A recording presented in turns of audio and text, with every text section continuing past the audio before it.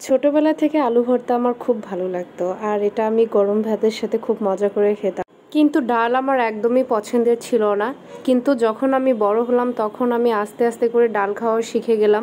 তো মসুরের ডাল আমি আগে একদম পছন্দ করতাম না। তো এটা শুনেছি যে মানুষের বয়সের সাথে সাথে নাকি খাবারের টেস্টও চেঞ্জ হয়, তো আমার ক্ষেত্রে হয়তো সেটাই হয়েছে।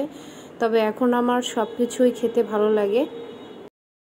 তো আমারও কেন যে ডাল অনেক ভালো লাগে। তো আজকে বাসায় আম্মুকে বলছি কোনো কিছু রান্না করার দরকার নেই, শুধু মসুরের ডাল এবং আলু ভর্তা হবে। আর একটু বলছিলাম চিকেন রান্না করতে, তো অল্প একটু চিকেন, মানে ছোট 5-6 টুকরা হবে আর কি, ছোট ছোট করে কাটা। তো সেটাও রান্না করতে বলছিলাম। তো আম্মু ওইদিকে রান্নাঘরে চিকেনটা রান্না করতেছে, আর আমি এদিকে আলু ভর্তা বানাচ্ছি। তবে লিটারেলি আমার প্রচুর হাত জ্বলতেছিল, মানে খুব খারাপ অবস্থা। আমি তো এরকম করে কখনো মরিচ ধরি নাই, তো এত ঝাল লাগতেছে হাতে, কি বলবো। তো যাই হোক, আজকে সাদা ভাতের সাথে মসুরের ডাল, আলু ভর্তা এবং চিকেন দিয়ে ভাত খাবো। আমার কেন জানি খুব খাইতে ইচ্ছে করছে, তো এই জন্য আর অন্য কিছু রান্না করতে দেইনি।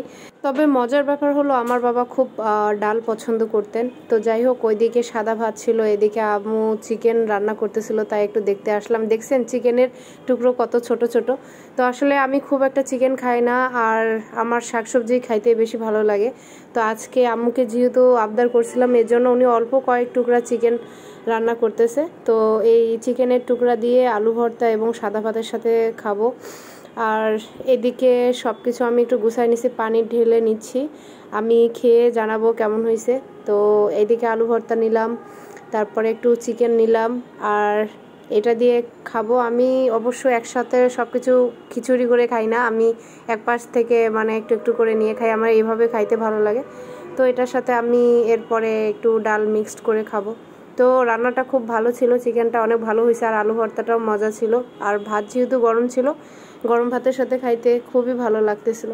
একদিন আমার মতো আপনারাও গরম ভাতের সাথে আলু ভর্তা, চিকেন সাথে একটু ডাল মিশিয়ে খেয়ে দেখেন কীরকম লাগে। আমার কাছে এইভাবে খাইতে বেশ ভালো লাগে।